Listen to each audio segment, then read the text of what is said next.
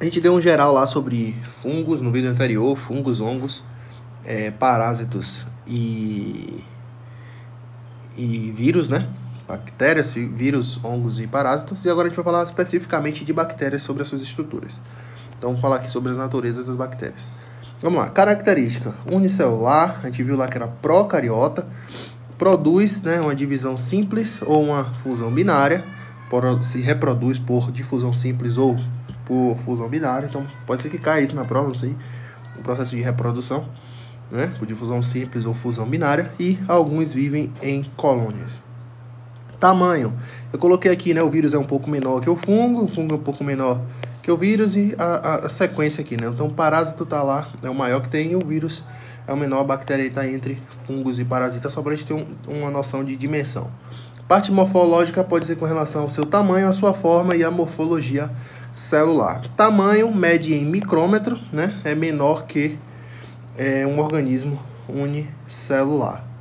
Forma, a gente tem aí forma flexível, né? Tem outras sem paredes e com paredes, lembrando que se ela for sem parede, se essa bactéria for sem parede, ela vai ser atípica. E exemplo de atípico nós temos aí Mycoplasma, Chlamydia,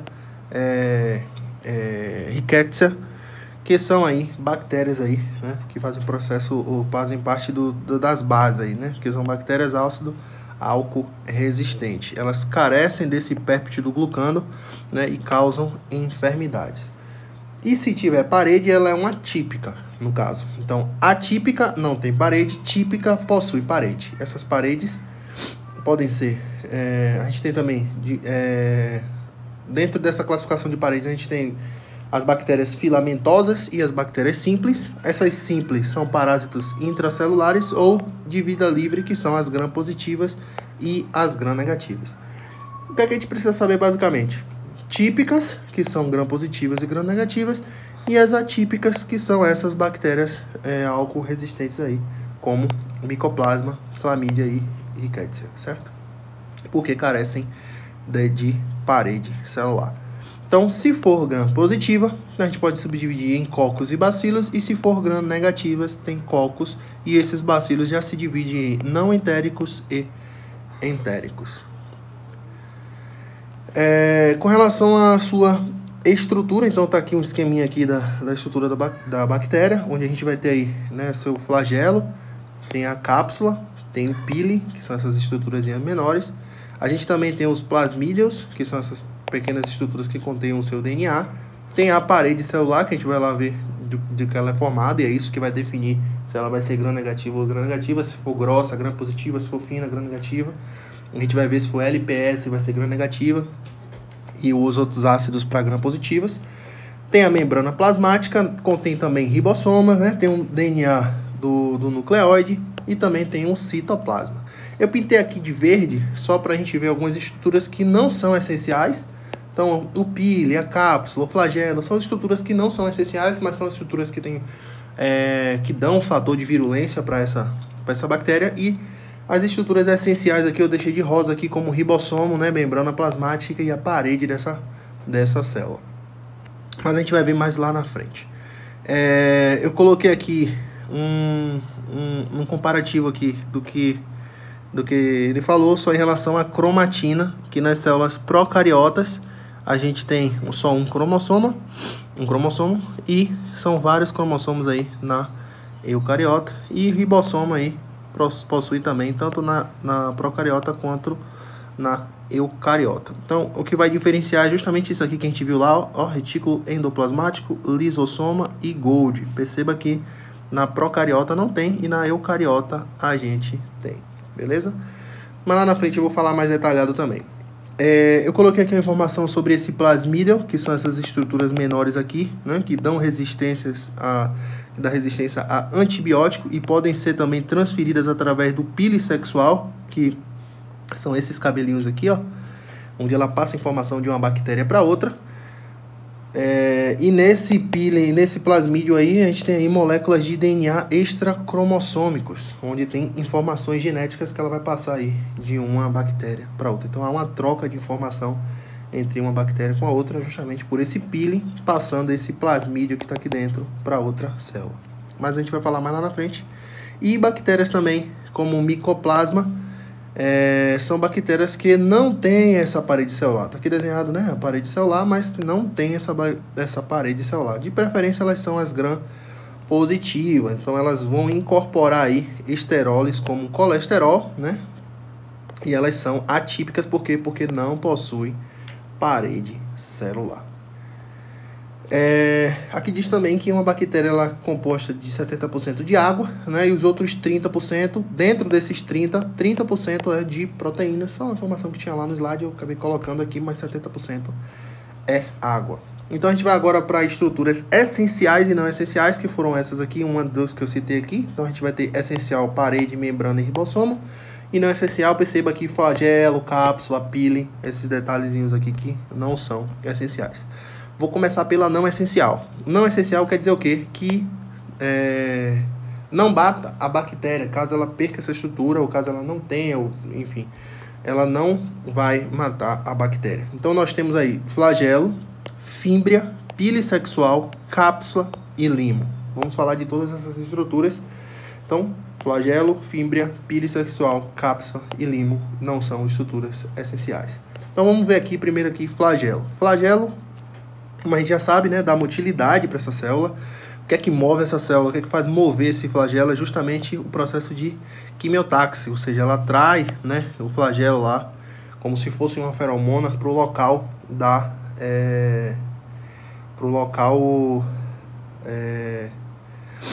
onde ela deseja ir, né, no caso. Então, essa quimiotaxe atrai aí essas bactérias para aquele local. Ela é um antígeno, esse flagelo, a gente chama de antígeno flagelar H.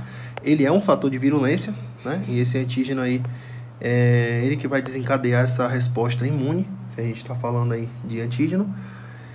E esse movimento é por hidrogênio, né? Não é por processo de ATP que move esse flagelo.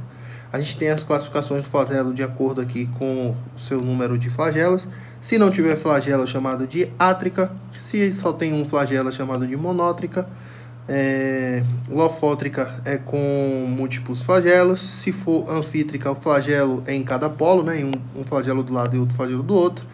E perítrica é distribuídos aí por toda a célula, os flagelos aí, certo? Então tem flagelo por toda a célula. Quem contém aí são bacilos e vibriões aí, contém esse flagelo.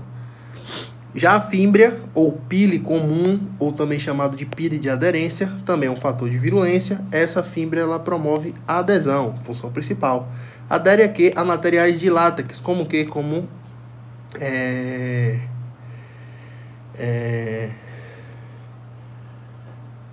como é que eu posso dizer? Como um catéter, como sonda, bem nessas regiões aí onde vai precisar ter um acesso venoso ou colocar numa via aérea. Então você passa lá, ela acaba aderindo aí nesses materiais de látex. Então perceba que o flagelo ele é maior, as fímbrias são menores e o pili sexual é um pouco maior que a fímbria. Então a gente já falou de flagelo, que dá motilidade, falamos agora da fímbria, que causa aí, que tem função principal a adesão. Quem é que é responsável por essa adesão é a proteína chamada lectina. Essa lectina fixa, né, nos açúcares manosa que encontra lá no nosso intestino. Então, no nosso intestino nós temos açúcares aí como manosa, né, na membrana celular do intestino, e essa lectina que contém aqui nessa fibra, ela acaba se aderindo e essa bactéria ela acaba ficando lá no nosso intestino. Esses são predomínios de GAN negativas e proteínas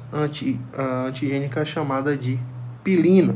E essa pilina que vai ativar o nosso sistema imune. Então perceba que na fímbria ela tem a função de adesão, mas é a lectina que gruda e a pilina que ativa o sistema imunológico.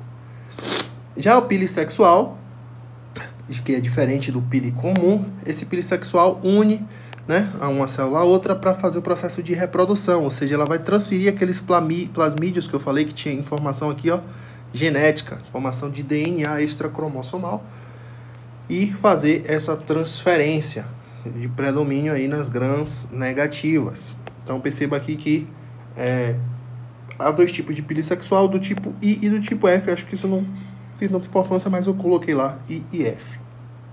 Já esse pili evasinas impede o processo de fagocitose dessas bactérias. Já o pili agressivas tem uma função, né, histolítica, né, de toxinas. E esse pili RNA-DNA faz o processo de defesa aí contra bacteriófagos. Então, percebam que há diversos tipos de peeling. Peeling comum, peeling de aderência, são as mesmas coisas. Já depois vem peeling sexual, peeling evasinas, agressivas, DNA.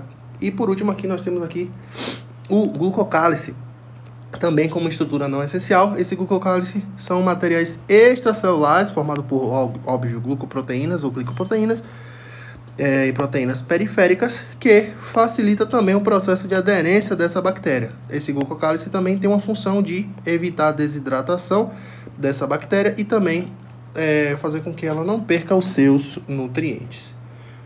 Além desses, daí a gente também tem a cápsula, que também ela não é uma estrutura não essencial, que ela também é um fator de virulência. Ela é rígida, ela rodeia toda a célula, protege essa bactéria contra a fagocitose, contra antibióticos e contra antimicrobianos, certo? Se perde essa cápsula, perde a virulência, a bactéria, e a gente tem aí que o anticorpo ele acaba se unindo a essa cápsula, certo? Então ele possui aí um antígeno capsular K, que é um fator de virulência, por conta aí, ou esse antígeno capsular K é que vai ativar o nosso sistema imunológico na cápsula aí. O limo já é flexível, diferente da cápsula. Ele também é um fator de virulência, é uma substância polissacarídea de função de inibir essa quimiotaxe e adere a catéteres, próteses e sondas também, e inibe o processo de fagocitose. Então a imagem aqui, ó, onde a cápsula ela é rígida, certo? E o limo já é uma capa flexível, tá? Então ele vai ter o limo ou ele vai ter, a bactéria vai ter limo ou cápsula. Lembrando que antígeno capsular K é da cápsula, e a gente já viu aqui que o antígeno flagelar é o antígeno H, beleza? A gente vai estar faltando aí o antígeno O, que a gente vai ver lá na estrutura agora essencial. Então a gente tem aí como estruturas essenciais. A bactéria não pode perder isso. E é justamente nessas estruturas que os antibióticos agem. Ele vai agir lá no ribossoma, as penicilinas, essas coisas vão agir justamente nessa região aí. Vai quebrar essa parede celular, vai ir lá e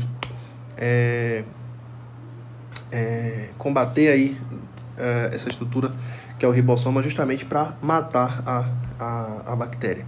Então a gente tem aí a membrana celular. Vou falar de alguns aqui. Membrana celular, ela tem ausência de esterol, por exemplo, um colesterol, porém a gente tem uma bactéria chamada micoplasma que tem colesterol. Se cair na prova, isso aí que eu acho difícil agora no final, mas se cair isso aí, que o micoplasma ele tem colesterol, porém as estruturas elas não têm colesterol, exceto o micoplasma que tem. Essa membrana celular ou plasmática secreta toxinas, que a gente vai ver lá nas bactérias específicas como Staphylococcus aureus, enfim, vão secretar, né, Streptococcus também, alfa, toxinas alfa, beta, enterotoxinas, endotoxina. Então, nessa membrana aí, celular ou plasmática que é secretada essas toxinas. Ela possui uma permeabilidade e também nessa membrana que ocorre aí o processo da cadeia respiratória de transporte de elétrons para manter essa bactéria viva aí, tá? Então, o que é que tem de interessante aí? A membrana celular ou plasmática, ela tem a função de secretar toxinas. Já o mesossoma, diferente de cromossoma, esse mesossoma são pliegues, ou seja, invaginação da membrana plasmática. Pensa assim, ó, o bacillus, ele tem essa estrutura aqui. Então, nessa região aqui, ó, é uma invaginação. A gente vai ter aqui o cromossoma mais a membrana. Então, esse é o ponto de união, bem nessa região, entre o cromossoma e a membrana da bactéria nessa região. Esse mesossoma tem função aí de produção de energia e também formação de uma parede aí, tá? Então, se cair na prova aí, mesossoma é o que faz a união entre o cromossoma e a membrana plasmática. E tem função de produzir energia para essa bactéria. E de preferência são os bacilos que apresentam essa estrutura. Como estrutura essencial também nós temos aí as paredes celulares ou parede bacteriana, que é aí que a gente vai definir se ela é gram-positiva ou gram-negativa, e é aqui que a gente vai encontrar o antígeno O. Lembrando, antígeno H é de flagelo, então a gente tem o antígeno flagelar. A gente viu também que o outro antígeno é o antígeno K, que é o capsular. E agora a gente está vendo aqui o antígeno O, que apresenta aí nessa parede celular. Vamos lá. Parede celular ou parede bacteriana é uma parede seletiva, bloqueia as moléculas grandes, né? Óbvio, ela é seletiva. E também ela pode se regenerar. Função: dá a morfologia para essa bactéria, protege contra o agressor, atua no processo patogênico, possui uma antigenicidade, ou seja, vai ativar o sistema imunológico através de quem desse antígeno O. Adere também, pode aderir aos dentes, como por exemplo, faz parte do processo de adesão também. É responsável pelo rasgo taxonômico, que vai definir se ela é gram-positiva ou gram-negativa. Também é o sítio de ação dos antibióticos e contém aqui componentes exclusivos das bactérias e permite a fixação de vírus e bacteriófagos. Perceba que os antibióticos eles vão atacar justamente nessa parede, também, né, nessa parede celular e nessa parede bacteriana. Ela tem como principal função aí definir esse rasgo aí, né, que chama aqui de rasgos taxonômicos, que são definir se ela é gram-positiva ou negativa, e também possui a antigenicidade do antígeno O. Vamos lá, lembrando que esse antígeno O, ele é das gram-negativas, porque a gente vai ver aqui, ó, que vai ter esse LPS, onde a gente vai ter na ponta aqui o antígeno O, depois o antígeno core e o lípido A. Então, esse antígeno O é das gram-negativas. As gram-positivas não possuem esse antígeno O. Então, se essa parede celular define o rasgo taxonômico, se é gram-positiva e negativa, vamos ver aqui como é que se divide esses dois. Então, a gente tem aqui as paredes que podem ser gram-positivas ou gram-negativas, e vamos falar agora da gram-positiva. A princípio, a gente sabia que a gram-positiva é a parede grossa, e essa parede é de péptido glucano, onde a gente vai conter lá ácido teicoico e ácido lipoteicoico. Lembrando que esse ácido teicoico, ele é também antigênico, ou seja, ele também é um fator de virulência, ele vai ativar o sistema imunológico. As gram-positivas liberam exotoxinas, enquanto as gram-negativas, aqui embaixo a gente vai ver que é de parede fina e são por endotoxinas. Então essas exotoxinas, por exemplo, toxina botulínica, tetânica, toxina alfa, exfoliativa, tudo isso aí são de bactérias gram-positivas. Também a gente vê que elas têm baixa resistência à lisozima. Essa lisozima é que vai quebrar a união NAG-NAN aqui, então elas vão destruir essa bactéria gram-positiva. Por isso que dizem que a bactéria gram-positiva não é tão virulenta, dependendo da qual. Então, quem é que vai destruir logo de cara? São a saliva. Onde é que contém lisozima? Na saliva, na lágrima, no suor, no líquido vaginal. Então, nessas regiões a gente contém essas lisozimas aí que fazem o processo de degradação, porque ela tem baixa resistência a essa lisozima. Eu coloquei aqui como uma opção de lisozima essa endo-N-acetil-hexosamidasa. Se cair na prova, examinidasa, na verdade, exosaminidasa, é uma lisozima, é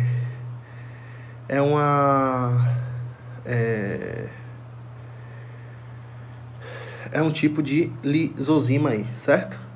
Eu coloquei aqui também que essa endopeptidase e essa aminidasa também degradam a parede da bactéria. Então, contém essa N-acetil-hexosamidasa na saliva, na lágrima, no suor e no líquido vaginal, por isso que é difícil essa propagação dessas bactérias. Agora, a gente vê também que, além disso, além de ter baixa resistência à lisozima, a gram-positiva, ela também é baixa resistência a beta-lactâmico, que são das classes dos antibióticos, como, por exemplo, penicilina. Por quê? Porque ela possui na sua parede aqui uma coisa chamada PBP, que é uma proteína ligadora de penicilina. Então, a penicilina vai lá e gruda lá e acaba matando essa bactéria com facilidade. A lisozima também mata essa bactéria com facilidade. diferentemente da gram negativa, que não vai possuir essa baixa resistência lipososima e também não vai possuir essa PBP. Lembrando que as gram positivas só tem uma capa e o sistema de secreção é do tipo 1 e 4. Perceba agora a diferença entre a gram negativa, que a gram negativa, vou até diminuir o zoom aqui para a gente ver as duas diferenças. A gram negativa, a parede é fina, de péptido glucano, e é mais virulenta, e ela tem lá o lipopólido sacárido. Então, lipopólido sacárido, que é o nosso LPS, que é formado por essas três estruturas aqui, na ponta antígeno O, no meio antígeno core e aqui lípido A, certo? Então a gente tem aqui, ó, perceba que aqui é ácido teicoico e lipoteicoico, na gram positiva, já aqui vai ser lipopólido sacárido, que é o LPS, e aqui a gente viu que a gram positiva é exotoxina, enquanto aqui é endotoxina que libera. Eu falei que a exotoxina era butolínica, tetânica, alfa, esfoliativa. Já na gram negativa, a endotoxina pode ser esse lípido A, que contém aqui, ó, nesse LPS. Ou seja, o que é que acontece? Quando essa bactéria, ela faz parte da estrutura, quando essa bactéria ela é morta, né, mata essa bactéria, ele acaba liberando essa lipoproteína aqui, esse lípido A, perdão, que vai aí causar uma reação aí no nosso sistema, no nosso corpo, certo? Atuando como uma toxina. Perceba que na ponta é um antígeno, ou seja, o próprio sistema imunológico ele já vai ativar por ter um antígeno. Mas quando ela morre, ela acaba liberando essa toxina aí, que acaba também ativando mais ainda, né, o processo inflamatório do sistema imunológico. Ela também possui porinas, que permitem a passagem de moléculas, e são formadas por 3 capas. O meio de secreção é de todos os tipos, é do tipo 1, 2, 3, 4, 5 e 6. Perceba a diferença entre a gram positiva e a gram negativa. A primeira diferença é que a gram positiva é grossa, a gram negativa é fina. A gram positiva é ácido teicoico e lipoteicoico, a gram negativa é LPS. A gram positiva é exotoxina, a gram negativa é endotoxina. A gram positiva é baixa resistência a lisozima e beta-lactâmico, porque tem esse PBB. Já daqui ela não informa que é resistente, ou seja, muito provavelmente ela tem alta resistência a isso. Aqui também a gente percebeu que é de apenas uma capa, a gram positiva, já a gram negativa possui 3 capas. E o processo de secreção é do tipo 1 e 4, enquanto na gram negativa são todas. Eu anotei aqui que essa LPS, que é o lipopólido sacárido das gram negativas, tem o antígeno O, antígeno core e o lípido A. O lípido A é uma endotoxina, o antígeno O é o que vai ativar o sistema imunológico, e eu ouvi falar que esse antígeno core está relacionado com o processo de cepa. Então, as cepas dessa bactéria têm uma relação com esse antígeno core. Esse antígeno O é de oligosacárido, que vai gerar uma resposta imune aí do nosso sistema imunológico, certo? Então, essa aí é a diferença entre gram positivas e gram negativas. Continuando aqui, esse péptido glucano ou mureína confere forma a bactéria e é composto por N-acetilglucosamina, NAG, N-acetilmurâmico, NAN, tetrapéptido e uma ponte de pentaglicina. Perceba que na gram negativa aqui a gente tem a ligação NAG-NAN, na gram negativa também tem, né, tanto na gram positiva quanto na gram negativa, porém essa pentaglicina aqui, essa ponte aqui de pentaglicina, só tem nas gram positivas, se não me engano isso aqui caiu na prova, enquanto na gram negativa é uma ligação mais forte, né, não tem essa penta direto ligado tetra com tetapéptido, certo? Tetapéptido com tetapéptido. Ou seja, no lugar disso aqui é outro tetrapéptido, certo? Então, pode ser que caia isso aí, que as gram positivas têm uma ponte de pentaglicina. Beleza? Bactérias atípicas. A gente está falando das bactérias típicas, porque tem parede. As atípicas, essas paredes são grandes quantidades de cera. Ele informa lá que são ceras.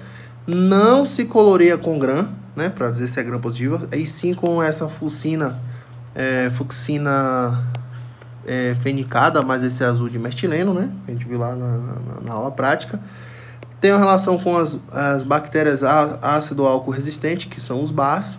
É composto por ácido micólico, péptido glucano e arabinogalactano. Então, arabinogalactano. Perceba que as outras não têm esse ácido micólico, então pode ser que caia isso na prova. É importante que as bactérias atípicas são de ácido micólico. A gente viu que é LPS nas gram-negativas e ácido lipoteicoico e teicoico nas gram-positivas. Nessas bactérias também atípicas, a gente faz o diagnóstico pelo esse PDP aqui, que são diversas proteínas purificadas. Isso é importante, pode cair na prova. Também ela tem uma alta resistência aí a detergente e ácidos fortes. Possui apenas uma capa. E exemplos, né, de bactérias atípicas, a gente tem aí a Mycobacteria leprae, Mycobacterium tuberculose e essa nocardia. Então, bactérias atípicas, põe aí Mycobacteria. E essas micobactérias, elas podem ser leprae e tuberculose. E também a nocardia aí, tá lá no slide. Eu coloquei aqui só antimicrobiano. Tetraciclina atua lá no ribossoma, lisozima na união na GNAM da parede da célula, e esse beta-lactâmico eu coloquei aqui penicilina. Então, só uma informação minha aí, tá? Continuando aqui, sobre estruturas internas dessas bactérias, a gente vai ter aqui esporas, região nuclear e ribossoma. As esporas, ela tem a função de são as partículas resistentes que conservam o DNA da espécie. Então, essas esporas aí, a gente viu lá que tinha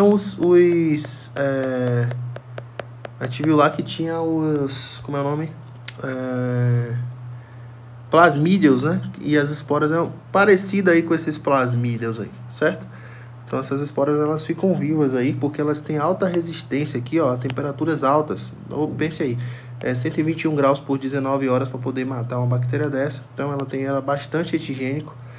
Ela também tem suas formas aí de esporas que pode ser central, né, subterminal ou terminal. E as bactérias, elas morrem e deixam essas esporas. Que bactérias são essas? Bactérias do tipo Bacillus e Clostridium contém essas esporas. Eu coloquei também que a germinação é mediante a açúcares como ácidos e pirimidinas. Então, só essa informação, mas que é importante saber sobre esporas, que as bactérias morrem e deixam essas esporas, e que essas esporas conservam o DNA da espécie, e quem participa aí são as bacilos e clostridium. Também tem quistes, nas estruturas como quistes, né, que são capas que protegem contra a dissecação, e essas bactérias são as mixobactérias, não é micobactérias não, são mixobactérias chamadas de Plasmidiobactérias. Elas não apresentam em bactérias patogênicas. Então, caso caia isso aí, que eu achei que é interessante, que esses quistes aí, eles não apresentam em bactérias patogênicas, certo? A gente também tem a região nucleada, ou também chamado de nucleoide, ou também chamado de nucleoplasma, ou também chamado de genoide, ou também chamado de genóforo. Essa região nucleada aí, ela carece de membrana nuclear, é uma molécula larga de DNA, vou até colocar aqui como amarelo, que é uma molécula larga de DNA, é a definição, aderida aí à membrana citoplasmática, e é constituído por DNA, RNA e proteína. A função principal é transmitir essa informação aí genética. Então, perceba que a gente viu já como informação genética tanto a região nuclear ou nucleoide, as esporas também carregam essas informações também, e a gente viu também que os plasmídeos também carregam essa informação genética. Com relação aí ao ribossoma, a gente tem função aí de síntese de proteína e também tem ação antibacteriana. A tetraciclina atua justamente nesse ribossoma aqui, ó. Então, a tetraciclina, que é um tipo de antibiótico, vai atuar aí, atacar esse ribossoma, porque é uma estrutura essencial da célula. E a gente viu que é constituído por proteínas e RNA. Eu botei aqui, né, quais são aí de que ele é formado, né, o 30S mais o 50S, que é igual ao 70S, aí, que a gente já viu na aula lá de biologia. Então, é nesse ribossoma que a tetraciclina vai atuar aí, porque ele é uma estrutura essencial. Então, ficou isso daí. Para esse assunto, o próximo aí vai falar sobre a bactéria específica Staphylococcus. Valeu, tamo junto.